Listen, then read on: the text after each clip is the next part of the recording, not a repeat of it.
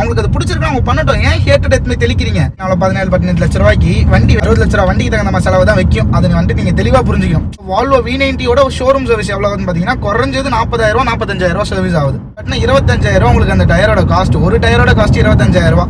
அது ரேஸுக்கு வருது. வெறும் சீன் போறதுக்காக தான் காரே வாங்குறீங்க, வெறும் ஷோ ஆஃப்காக தான் வாங்குறீங்க. இது நீங்களே கிரியேட் பண்ணிக்கிற ஒரு பேஷன் போறதுக்காக பண்றோம், இதுக்காக பண்றோம். அது யாருக்காகவும் பண்ணலங்க, எங்களோட பேஷனை நாங்க சாட்டிஸ்ஃபை பண்றதுக்காக பண்றோம்.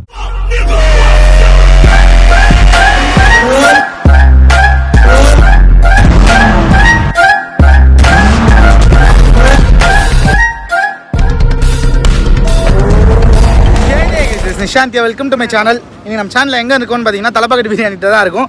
ஃபுட் ரிவ்யூலாம் கிடையாது, காரை பற்றி தான் பேச போகிறோம். பட் நாலுலேருந்து ஃபுல் லாக்டவுன் சொல்லிட்டாங்களா, இன்றைக்கி தான் வந்துட்டு கடைசியாக இதெல்லாம் சாப்பிட முடியும். ஏன்னா நம்ம வீட்டில் நான் மட்டும் தான் நான்வெஜ். ஒரு ஃபார்முக்கு வந்தோம், ஃபார்ம் விசிட் பண்ணேன். ஸோ ஃபார்ம் விசிட் பண்ணிட்டு அப்படியே இந்த இடத்துல வாங்கிட்டு வரலான்னு இருந்தேன். ஸோ ரிட்டன் போகிற வழியில் நான் உங்களுக்கு எதை பற்றி எக்ஸ்பிளைன் பண்ணலான்னு இருக்கேன்னு பார்த்தீங்கன்னா, ஒரு ப்ரீமியம் கார் வாங்கலாமா இல்லை வந்துட்டு யூஸ்டு கார் வாங்கலாமா.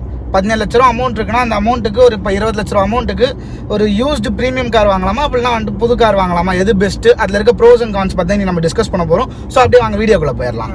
ப்ரீ-ஓன் ப்ரீமியம் கார்ஸா இல்லை வந்துட்டு பட்ஜெட் கார்ஸா, புதுசாக வாங்குற பட்ஜெட் கார்ஸா, இது ரெண்டு தான் வந்துட்டு நம்மளோட டிஸ்கஷன். உங்ககிட்ட ஒரு 17 to 20 lakh rupees காசு இருக்குது, உங்களுக்கு வந்துட்டு கார் எடுக்கணும் ப்ரீ-ஓனில் அப்படின்னும் போது அந்த பட்ஜெட்டில் எந்த மாதிரியான காசுலாம் வரும்னு பார்த்தீங்கன்னா, ஆடி A4, BMW 520D, 320D, Volvo S60, இந்த காசுலாம் பார்த்தீங்கன்னா வந்துட்டு அந்த ப்ரைஸில் கிடைக்கும். பட் ஆனால் இந்த காசோட ஒரிஜினல் ப்ரைஸ்லாம் எவ்வளோ இருந்துச்சுன்னு பார்த்தீங்கன்னா 48 lakhsலேருந்து 60 lakhs வரைக்கும் இருந்துச்சு. ஸோ இப்போ நம்ம ஒரு எக்ஸாம்பிள் நம்மளோட வால்வோ S60 வச்சே கொடுப்போமே. வால்வோ S60 பார்த்தீங்கன்னா புதுசாக வாங்கும்போது ஆன் ரோடு 2014 56 லட்ச ரூபா அந்த கார். இப்போ நீங்கள் ப்ரீ-ஓன் மார்க்கெட்டில் சர்ச் பண்ண போனால் 2010 மாடல்லேருந்து 17-18 மாடல் வரைக்குமே உங்களுக்கு அவைலபிள் இருக்கும். ப்ரீ-ஓனில் என்னென்ன பட்ஜெட்லாம் அவைலபிள் இருக்குன்னு பார்த்தீங்கன்னா, உங்களுக்கு ஒரு 13 lakhs 14 lakhsல இருந்து ஒரு 20 to 23 lakhs வரைக்கும் உங்களுக்கு அவைலபிள் இருக்கும். இப்போ நீங்கள் வந்துட்டு ஒரு 17 lakh 18 lakh கையில் வச்சிருக்கீங்க, ஹோண்டா சிட்டி இல்லை வெர்னா இந்த மாதிரி கார் எடுக்கலாமா, இல்லை அதுக்கு பதில் வந்துட்டு ஒரு இந்த மாதிரி ப்ரீமியம் பிராண்ட் எடுத்தால் போஷாக இருக்குமே அப்படின்னு சொல்லிட்டு நீங்கள் திங்க் பண்ணுவீங்க. இது ரெண்டில் எது எடுக்கலான்ற மாதிரி ஒரு டிஸ்கஷன் இருக்கும். உங்களுக்கு இது எடுக்கிறதுனால என்ன ப்ரோஸ் என்ன கான்சென்ட் பற்றி எக்ஸ்பிளைன் பண்ண போகிறேன். ஃபர்ஸ்ட் உங்களுக்கு ப்ரோஸை பற்றி எக்ஸ்பிளைன் பண்ணணும்னு பார்த்தீங்கன்னா, இப்போ ஃபர்ஸ்ட் ஓனர் எடுக்கிறார் இல்லையா, அந்த கார் பார்த்தீங்கன்னா இப்போ 56 லட்ச ரூபாய்க்கு எடுக்கிறாருன்னா, ஸோ இதே கார் வால்வோ S60 வந்துட்டு 54 லட்ச ரூபாய்க்கு 2014 எடுக்கிறாருன்னா 2018 அதை விற்கிறாரு. 4 வருஷம் 45,000 கிலோமீட்டர் ஓட்டி இருக்காரு. 45,000 கிலோமீட்டர் ஓட்டும் போது உங்களுக்கு அது எவ்வளோக்கு விற்பாருன்னு பார்த்தீங்கன்னா, இதுதான் 18 லட்ச ரூபாய்க்கு 17 லட்ச ரூபாய்க்கு விற்பார். நீங்கள் இன்னும் கொஞ்சம் நெகோஷியேட் பண்ண முடிஞ்சுன்னா ஒரு பேசி ஒரு 15 லட்ச ரூபா 16 லட்ச ரூபாய்க்கு எடுக்க வைக்கலாம் ஃபர்ஸ்ட் ஓனர் காரியே. அதாவது நீங்கள் நெகோஷியேட் பண்ணுற திறமையை பொறுத்து இருக்குது. ஆனால் ஜென்ரலாக மார்க்கெட்டில் விற்கிறது பார்த்தீங்கன்னா 18 lakhs அரௌண்டில் விற்கிறாங்க. இப்படி விற்கும்போது உங்களுக்கு நீங்கள் கார் எடுத்துடுறீங்க, நீங்கள் எடுத்துகிட்டு ஒரு 3 வருஷம் ஓட்டுறீங்க. ஸோ 2018 இல்லை 19 எடுக்கிறீங்க, எடுத்துகிட்டு ஒரு 3 years ஓட்டுறீங்க. இப்போ 2021 விற்கணும்னா இந்த கார் கரெக்டாக எவ்வளோக்கு சேல் ஆகும்னு பார்த்தீங்கன்னா 14 lakhsக்கே சேல் ஆகும். ஸோ இப்போ நீங்கள் எடுக்கிறதே பார்த்தீங்கன்னா ஒரு 18 lakhs இல்லை 19 lakhsக்கே மேக்ஸிமம் எடுக்கிறீங்க. சூப்பர் கண்டிஷன் இருக்க கார் 40K கிலோமீட்டர்ஸ் ஓடி இருக்குது. நீங்கள் ஒரு 30,000 கிலோமீட்டர் ஓட்டிங்க அப்படின்னும் போது வண்டி பார்த்தீங்கன்னா 14 lakhs அரௌண்டு பார்த்தீங்கன்னா மார்க்கெட்டில் விற்கும். இன்னும் நீங்கள் புஷ் பண்ணால் ஈவன் நீங்கள் 15 lakhsக்கே வந்துட்டு மார்க்கெட்டில் இந்த வண்டியை விற்கலாம். ஸோ நீங்கள் எடுத்ததுக்கும் நீங்கள் விற்கிறதுக்கும் பார்த்தீங்கன்னா 3 to 5 லட்ச ரூபா டிப்ரிஷியேட் ஆகும். ஆனால் வாங்கினவருக்கு பார்த்தீங்கன்னா ஒரு 4 வருஷம் யூசேஜ் 40,000 கிலோமீட்டர் ஓட்டினதுக்கு 56 லட்ச ரூபாலேருந்து அவர் 20 லட்ச ரூபாய்க்கு வந்துட்டார். மெயினாக வால்வோஸ்லாமே பார்த்தீங்கன்னா ரீசேல் வேல்யூ கம்மி.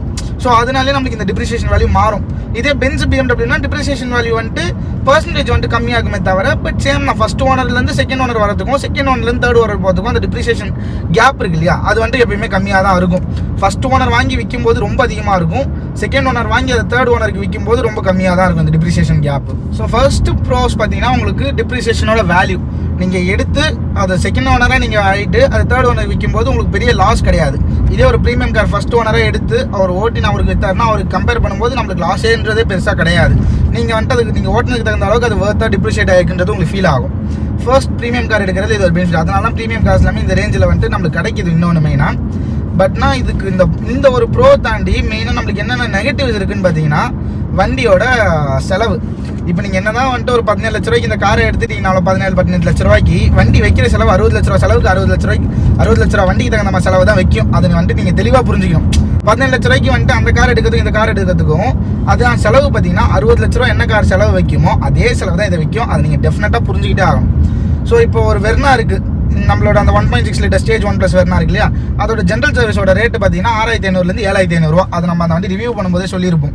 வண்டி வந்துட்டு ஒரு 25,000 கிலோமீட்டர்ஸ் ஓடிடுச்சு. ஸோ லாஸ்ட் சர்வீஸ் வண்டி போனப்பையும் பார்த்தீங்கன்னா 7,000 சில்லரை தான் வந்துட்டு வண்டியோட ரேட்டு. ஸோ இதே வந்துட்டு நம்ம இந்த வண்டியோட ஜென்ரல் சர்வீஸ் ரேட்டு பார்த்தீங்கன்னாலே சாலிடாக மினிமம் 30,000 வெளில சர்வீஸ் பண்ணும்போது. நம்ம பார்த்தீங்கன்னா இந்த வண்டி ஐசிடி டியூனிங்கில் சர்வீஸ் பண்ணிட்டு இருக்கோம். நம்மளோட V90 பார்த்தீங்கன்னா ஷோரூமில் சர்வீஸ் பண்ணிருக்கோம். ஸோ வால்வோ V90யோட ஷோரூம் சர்வீஸ் எவ்வளோ ஆகுதுன்னு பார்த்தீங்கன்னா குறைஞ்சது 40,000 45,000 சர்வீஸ் ஆகுது. ஸோ ஒரு ஜென்ரல் சர்வீஸ்க்கு 45,000 ஆகுது. என்னதான் நீங்கள் 17-18 லட்ச ரூபாய் கார் எடுத்தாலும் அந்த 60 லட்ச ரூபா வர்த்துள்ள காருக்கான ஜென்ரல் சர்வீஸோட காஸ்ட் தான் இது வைக்கும். வெளில நீங்கள் சர்வீஸ் விட்டாலுமே மினிமம் 25,000 30,000 சர்வீஸ் வந்துடும். சரி, ப்ரீமியம் பிராண்ட்லேயே இருக்கிறதுல எதுப்பா கம்மியாக சர்வீஸ் வரும் அப்படின்னு கேட்டிங்கன்னா பீமர், மினி இந்த ரெண்டுமே பார்த்தீங்கன்னா ஷோரூமில் சர்வீஸ் பண்ணும்போதே 30-35,000 அரௌண்ட் தான் வந்துட்டு வரும். ஸோ பேசிக்காக எந்தெந்த காஸ்ட்லாம் ஜாஸ்தியாக இருக்குன்னு பார்த்தீங்கன்னா Volvo, land rover, Jaguar, range rover, இந்த பிரிட்டிஷ் கம்பெனி, இந்த ஸ்வீடன் கம்பெனி, இவங்க 2 பேர் தான் பார்த்தீங்கன்னா இருக்கிறதுலையே நம்மளுக்கு இந்த ப்ரீ ஓன் மார்க்கெட்டில். இன்னொன்று ஆடி பார்த்தீங்கன்னா வெளில சர்வீஸ் பண்ணும்போது கொஞ்சம் ரொம்ப கம்மியாக வரும். ஏன்னா Voxxer ஆடி குரூப்பு, Voxxer இந்த பசட்டு இதெல்லாம் இருக்கு இல்லையா, ஸோ இது வந்துட்டு கொஞ்சம் சூப்பர். இதோட பார்ட்ஸ்லாம் வந்துட்டு சில தான் ஷேர் பண்ணும் மெக்கானிக்கல் வைஸில். ஸோ அதனால் உங்களுக்கு ஆடி நீங்கள் வெளில சர்வீஸ் பண்ணும்போது உங்களுக்கு அந்தளவு காஸ்ட் வராது. பட் ஷோரூமில் ஜென்ரல் சர்வீஸ் ஆடி Q3யோட ஜென்ரல் சர்வீஸை 45,000 to 50,000 rupees ஆகுது ஜென்ரல் சர்வீஸ். ஆடியோட ஜென்ரல் சர்வீஸை பற்றியே பார்த்துருப்பீங்க. ஒரு வெர்னாவை கம்பேர் பண்ணுறப்பையும் இல்லை வந்துட்டு ஒரு S60 கம்பேர் பண்ணுறப்பையும் சர்வீஸ் காஸ்ட் எவ்வளோ ஆகிருக்குன்னு உங்களுக்கு புரிஞ்சிருக்கும். ஒரு 7,000. இன்னொன்று பார்த்தீங்கன்னா இந்த வண்டிக்கு அப்படியே 30,000 30 சில்லரை. அது வந்துட்டு வெளில சர்வீஸ் பண்ணால் ஷோரூமில் பண்ணால் 40-45,000. இதே நம்மளுக்கு வந்துட்டு நெக்ஸ்ட்டு டயர்ஸ்க்கு வருவோம். ஸோ இப்போ காரோட டயர்ஸ் வந்துட்டு முக்கியமான ஒரு பார்ட்டு. டயர்ஸ் வந்துட்டு ஒரு ஈஸியாக வேர் அண்ட் டியர் ஆகக்கூடிய ஒரு பார்ட்டு. மெயினாக வந்துட்டு அது பெருசாக செலவைக்கக்கூடிய ஒரு பார்ட்டும் கூட. ஸோ காரோட டயர் எவ்வளோ வரும்னு பார்த்தீங்கன்னா ஒரு 16 inch டயர்ஸ் நார்மலாக பார்த்தீங்கன்னா உங்களுக்கு 7,000 rupeesலேருந்து 8,000 rupeesக்குள்ளே வந்துடணும்.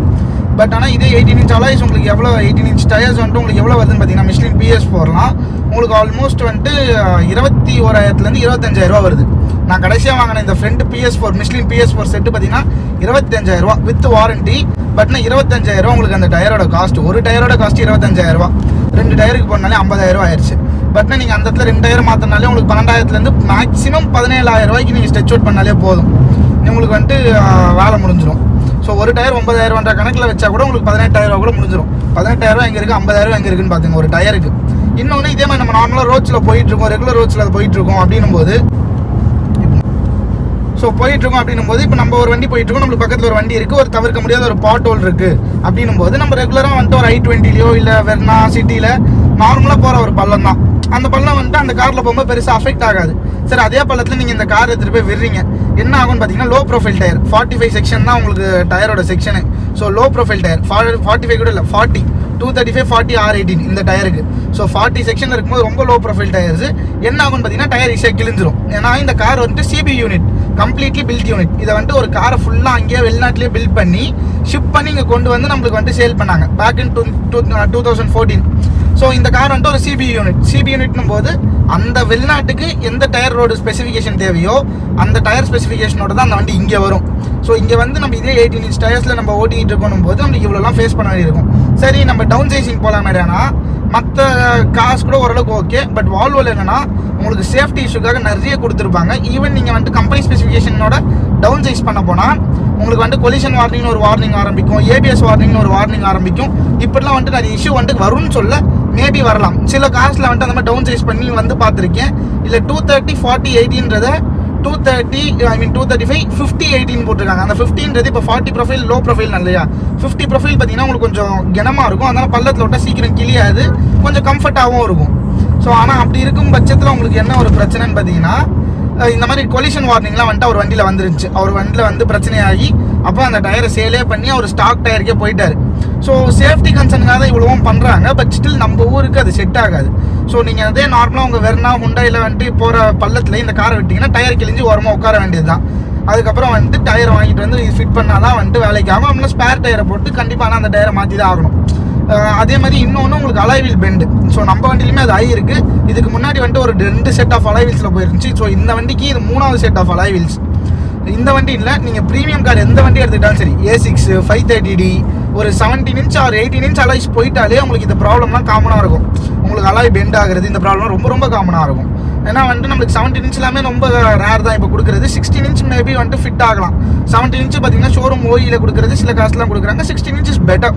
ஸோ 17 inchல வந்துட்டு ஓஇ ஸ்பெக்கில் இருக்க அலாய்ஸ்க்கு ப்ராப்ளம் இல்லை. இதெல்லாம் லோ ப்ரொஃபைல் டயர்ஸில் வர அலாய்ஸ்.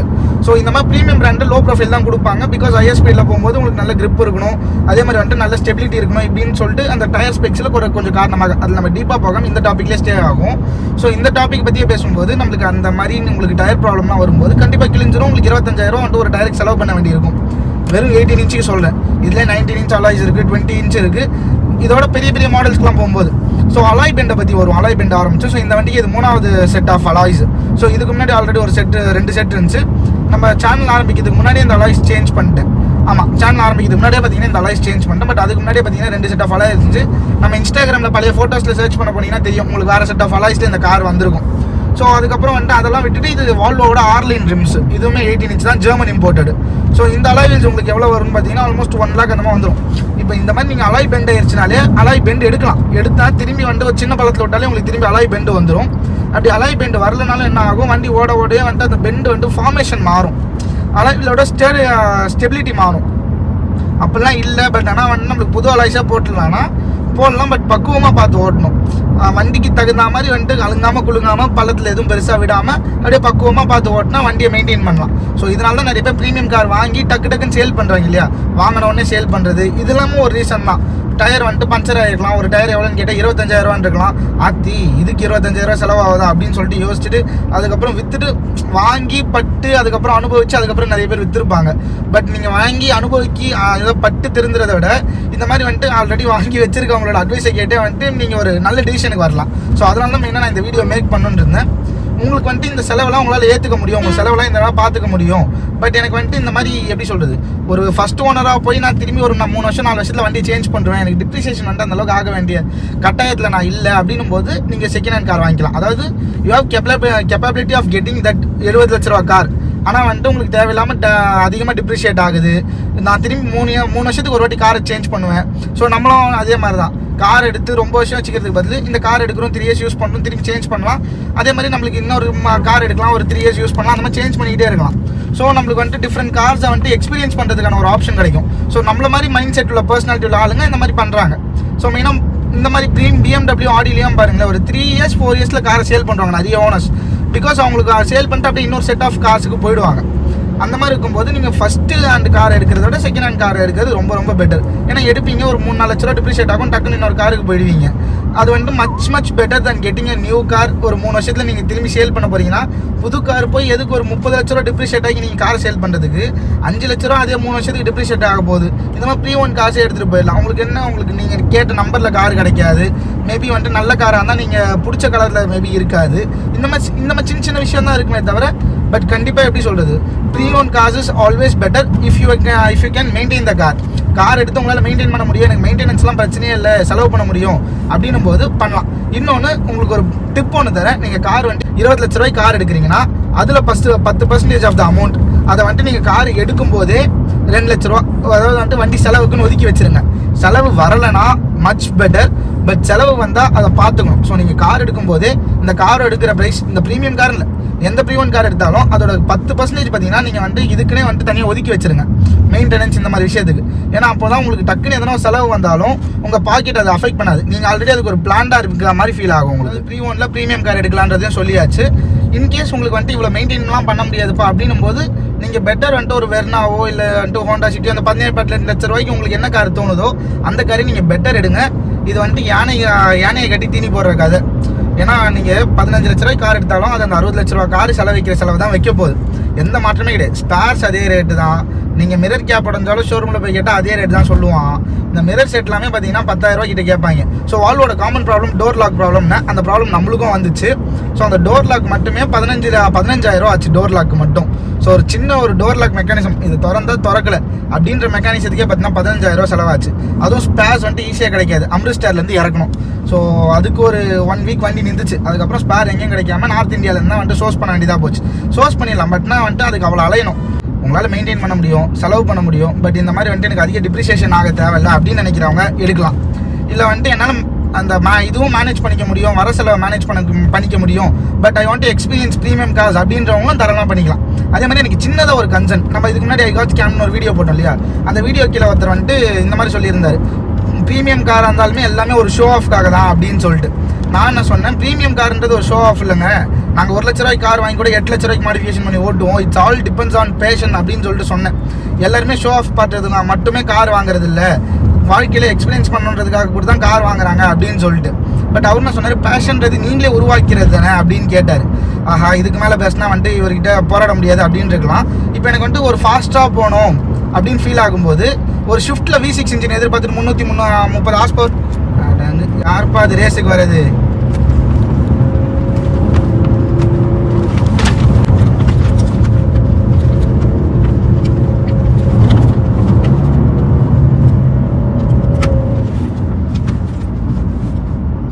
அந்த பிரியாணி போட்டல என்ன ஆச்சுன்னு பாரு. பிரியாணி போட்டலாமா? இது சேஃப்பா? இடம் காலியாக இருக்குது, போகிறத விட்டுட்டு கிட்ட வந்து வேணும்னே பிரேக் அடிச்சு வெறுப்பேற்ற வேண்டியது. ஸோ எதை பற்றி பேசிகிட்டு இருந்தோம் ப்ரோ? எதை பற்றி பேசிகிட்டு இருந்தோம்? அந்த அங்கிள். ஸோ அந்த அங்கிள் கிட்ட இதுக்கப்புறம் பேசி போராட முடியாதுன்னு சொல்லிட்டு நான் என்ன பண்ணேன், அதுக்கப்புறம் பேசுறதை விட்டுட்டேன். பட் நான் இப்போ நான் சிம்பிளாக ஒரு கேள்வி கேட்குறேன். எனக்கு வந்துட்டு ஒரு 330 ஹார்ஸ் பவர் இல்லை 400 ஹார்ஸ் பவர் கார் வேணும்னு எதிர்பார்க்குறேன். எனக்கு அந்த ஃபீல் பிடிச்சிருக்கு, எனக்கு அந்த அட்ரினலின் ரஷ் பிடிச்சிருக்கு. அது ஷிஃப்ட் கொடுக்குமா? இல்லை ஷிஃப்ட்டில் அவ்வளோ ஸ்பீடு போனாலுமே சேஃப்டி இருக்குமா?